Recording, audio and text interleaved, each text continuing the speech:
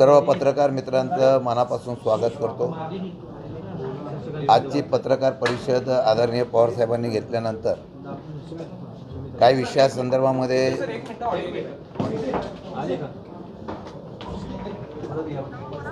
माझी भूमिका मांडण्याच्या संदर्भातला विषय या संदर्भामध्ये मी आपल्याला सर्वांना या ठिकाणी उपस्थित राहायला विनंती केलेली आहे। काही दिवसापूर्वी मुंबई कृषी उत्पन्न बाजार समितीच्या कथित शौचालय घोटाळ्याच्या संदर्भामधला आरोप हा माझ्यावर आणि काही 4 अधिकाऱ्यांवर करण्यात आला होता। या संदर्भामध्ये काही बातम्या सुद्धा आल्या होत्या। त्याचा खुलासा करताना मी एवढंच सांगू इच्छितो की अगदी प्रामाणिकपणाने या सर्व प्रकरणामध्ये कुठल्याही प्रकारचा माझा संबंध नाही।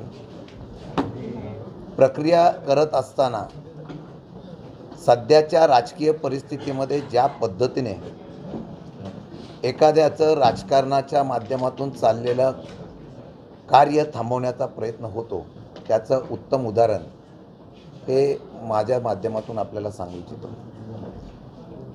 परवाच्या दिवशी भाजपचे अध्यक्ष चंद्रकांत बावनकुळे यांनी एक स्टेटमेंट केलं होतं की त्यांचा एक फोटो व्हायरल झाला होता, एक व्हिडिओ व्हायरल झाला होता। तर त्यांनी असं स्टेटमेंट दिलं होतं की 25-30 वर्ष एखादा आपलं प्रतिमा किंवा आपलं एक वलय निर्माण करणारा प्रतिनिधी असतो, पण तो प्रतिनिधी ज्यावेळेला प्रयत्न करत असतो तो एखाद्या फोटोनं किंवा एखाद्या स्टेटमेंटनी त्याचं करिअर बदनाम करण्याचा प्रयत्न होतो। हे सत्तारूढ पक्षाच्या भाजपच्या अध्यक्षांच्या स्टेटमेंटच्या बरोबर मी सहमत आहे, पण तो नियम फक्त भाजपने स्वतःपुरता लागण्यापेक्षा सत्तेमध्ये असलेल्या सत्तेचा दुरुपयोग करणाऱ्या प्रयत्न करणाऱ्या आपल्या सत्तेमधल्या प्रमुखांना त्याप्रमाणे सरकारमधल्या असलेल्या प्रमुखांना त्यांनी त्याप्रमाणे सूचना केली तर लोकशाही जिवंत राहू शकते।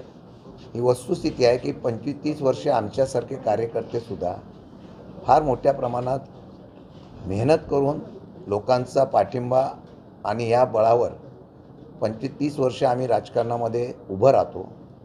पण सध्याची देशाची आणि राज्याची जी राजकीय परिस्थिती बघितली की एखाद्याचं राजकीय करिअर हे निवडणुकीच्या राजकीय लोकशाहीच्या माध्यमातून हे करण्याच्या ऐवजी ते उद्ध्वस्त सत्तेच्या माध्यमातून करण्याचा प्रयत्न दुर्दैवाने होतो, याचा उल्लेख मला इथं करायचा आहे। ज्या प्रश्नाच्या संदर्भामध्ये माझे आरोप केले गेले, ज्या प्रश्नासंदर्भामध्ये जी कलमं माझ्यावर लावली गेली ते पाहता की मला दुःख एवढंच गोष्टीचं आहे की एखाद्या गोष्टीचं केलं असेल, अगदी देवाशपथ सांगतो, तर मी त्याचं निश्चितपणाने त्याचं दुःख करणाऱ्याला वाटत नसतं, पण ज्याचा काही संबंध नाही।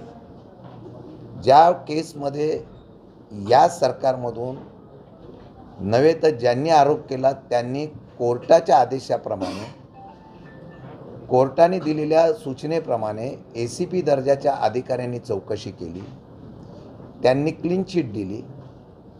त्याचबरोबर ज्यांनी आरोप केला होता त्यांनी स्वतः केस विड्रॉल केली आणि त्या क्लीन चिटमध्ये तोच असलेला अहवाल राज्य सरकारकडून कोर्टामध्ये सबमिट झाला आणि तो सबमिट झालेल्या अहवालावर इथल्या एका लोकप्रतिनिधीने यामध्ये काही मुद्दे अधिवेशनामध्ये उपस्थित केले आणि त्याची फेर चौकशी करण्याची मागणी केली। फेर चौकशी करण्याचा उद्देश हा प्रामाणिक असेल तर मला हरकत नाही, पण तरीसुद्धा फेर चौकशीचा अहवालसुद्धा प्राप्त झाला। तो प्राप्त झाल्यानंतरसुद्धा परवाच्या दिवशी या संदर्भामध्ये वेगळ्या पद्धतीने चौकशी आणि वेगळ्या प्रकारे गुन्हा दाखल करण्याचा प्रयत्न झाला।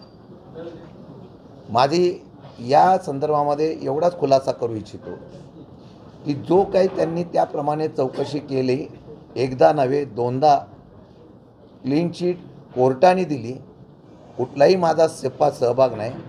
फक्त एखाद्या कामाला मी शिफारस केली, संचालक, सचिव आणि तशाच पद्धतीचे चेअरमन यांना त्यांनी मान्यता दिल्यानंतर फक्त अशाच वेळेला अशाच प्रकारची शिफारस तत्कालीन त्यावेळेचे मुख्यमंत्री काही लोकप्रतिनिधींनी केलेली होती. मग ह्या सगळ्यांना बाजूला ठेवून फक्त माझ्यावरच अशा प्रकारचा गुन्हा दाखल करण्याचा प्रयत्न झाला, हे दुर्दैव आहे.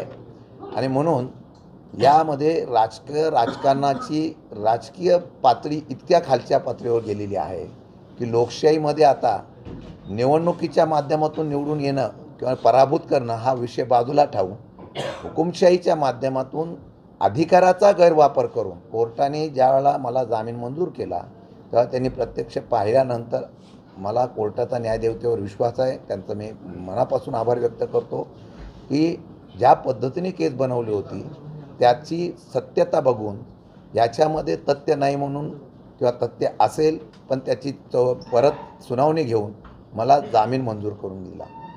मी आपल्या ह्या संदर्भातून एवढंच सांगू इच्छितो की राजकारणामध्ये इतक्या खालच्या पातळीवर राजकारण जाऊन वेगवेगळ्या खोट्या कंप्लेंट करून जे सातारा जिल्ह्यामध्ये अशा प्रकारची पद्धत कधी राजकीय ह्याच्यामध्ये नव्हती. एकमेकांचा द्वेष, एकमेकांचा राजकीय विरोध तेवढ्यापुरता असायचा, पण तो आता इतक्या खालच्या पातळीवर जातो आहे आणि त्याला हातभार हा राज्य सरकारच्या असलेल्या अधिकारी वर्गातून किंवा राज्य सरकारच्या असलेल्या मुख्यमंत्री, उपमुख्यमंत्री, राज्य सरकारकडून होत असेल तर दुर्दैव आहे. मला एवढीच गोष्टीचा खुलासा करायचा की सत्याचा विजय होत असतो.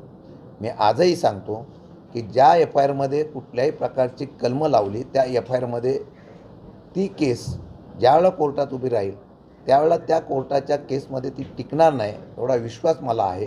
परंतु दुर्दैवाने अशा प्रकारचा प्रयत्न केलेला आहे आणि त्या प्रयत्नाला मी तेवढ्याच समर्थपणाने समोर जाण्याचा निर्णय निश्चितपणाने घेईन. पक्षाच्या माध्यमातून येणाऱ्या लोकसभा, विधानसभेच्या माध्यमातून कार्यकर्ता किंवा नेत्याला दाबण्याचा प्रयत्न होणं आणि अशा पद्धतीने त्याचा प्रकार करणं हे कितपत योग्य आहे. पण मी ज्या भूमिकेवर आहात त्या भूमिकेवर ठाम आहोत. अशा दबावाला बळी न पडता भविष्यकाळामध्ये याहीपेक्षा जोमाने तेवढ्याच द्वेषाने काम करण्याचा निश्चित मी प्रयत्न करेन.